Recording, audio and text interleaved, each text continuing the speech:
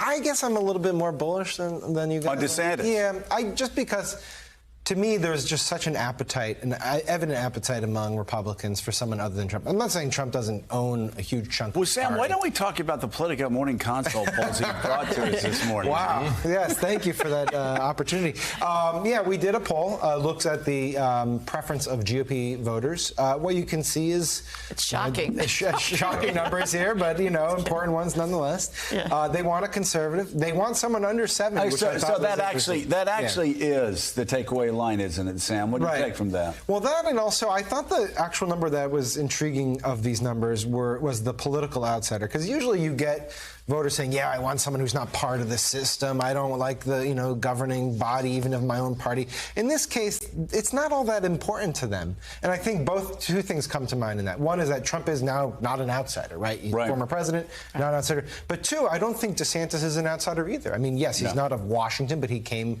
up through Congress and he's a governor. And so there is an appetite for someone with actual experience, not an outsider, but under the age of 70 really does stick out. They're like Democrats too, right? They want someone younger. And so in this case, I do think, there's a good chunk of the party that's going to say, look, I just want to move on from Trump. Now, DeSantis really does struggle, ultimately, if the field is really crowded. Yeah. And he really does benefit if fewer people jump in and it's just him and Trump.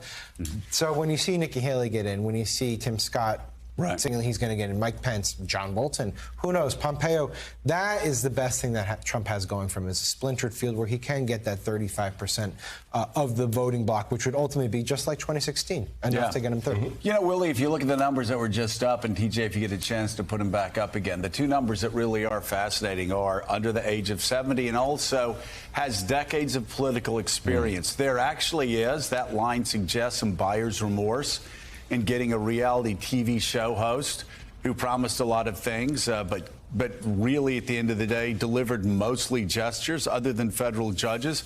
And I think this is a very good development. I don't want an outsider in the White House.